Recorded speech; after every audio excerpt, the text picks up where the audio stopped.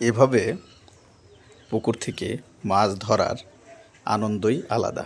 হ্যাঁ, দেখেছেন কীভাবে মাছগুলো লাফাচ্ছে? হ্যাঁ, এগুলো দেখতে কিন্তু অনেক মজা লাগে। আমার কাছে অনেক ভালো লাগে। আপনাদের কাছে কেমন লাগে জানি না। এখানে দেখুন বিভিন্ন ধরনের মাছ। হ্যাঁ, এটা জাল টেনে পাওয়া হচ্ছে আর কি, জাল টেনে ওঠানো হয়েছে। এখানে ছোট ছোট মলঙ্গি মাছ আছে, এগুলো খেতে অনেক সুস্বাদু, অনেক মজার।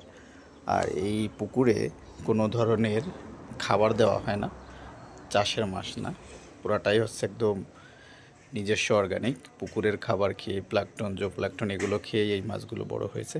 সেজন্য এই মাছগুলো খেতেও খুব মিষ্টি। হ্যাঁ, তবে আপনারা কেউ চায়েন না, আমি তো আর এখন দিতে পারবো না। যাই হোক, খুবই সুন্দর এবং দারুণ দারুণ সব মাছ, এবং মাছ ধরে খুব আনন্দ পেলাম। আর সেই আনন্দটাই আপনাদের সাথে এই যে শেয়ার করতেছি, দেখুন হ্যাঁ কী সুন্দর। তবে আপনাদেরকে একটা কথা বলি, প্রত্যেকটা কাজ বা প্রত্যেকটা কাজ থেকে সাফল্য তখনই অর্জন হয় যেখানে ধৈর্য থাকে, যেখানে কষ্ট থাকে, এবং কষ্ট হলেও একদম লেগে থাকা যায়, সেখান থেকেই সফলতা পাওয়াটা সম্ভব। এজন্য আপনি যদি সফলতা পেতে চান তাহলে আপনাকে ধৈর্য ধরে মনোযোগ সহকারে লেগে থাকতে হবে, এবং একটা সময় দেখবেন আপনি সফলতা পেয়ে যাবেন। হ্যাঁ, তবে এটা আপনার কাজের প্রতি যত্ন থাকতে হবে এবং কাজকে ভালোবাসতে হবে। এদের রিসেন্টলি দেখুন একজন ভাই, মনু মিয়া, সে কি জানতো যে সে কখনো ভাইরাল হবে?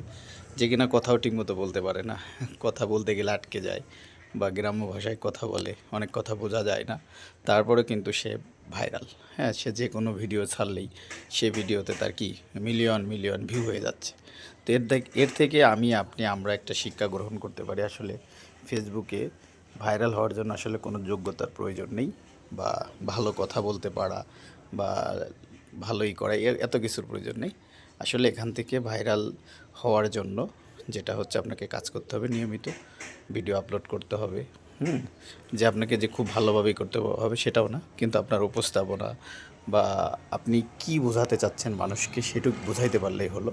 তাহলে দেখবেন যে আপনি এখান থেকে ভাইরাল হয়ে যেতে পারবেন। তো চমৎকার চমৎকার মাছ, হ্যাঁ মাছ মারলাম, হ্যাঁ ভিডিওগুলো করে রাখলাম, সেগুলোই যে ধীরে ধীরে আপনাদের কাছে শেয়ার করতেছি। তো দেখতে থাকুন, ভালো লাগবে আপনাদের। আর সবাই মনোযোগ সহকারে ধৈর্য ধরে কাজ করতে থাকুন, দেখবেন যে একটা সময় সাফল্য বা একটা সময় সফলতা আসবে।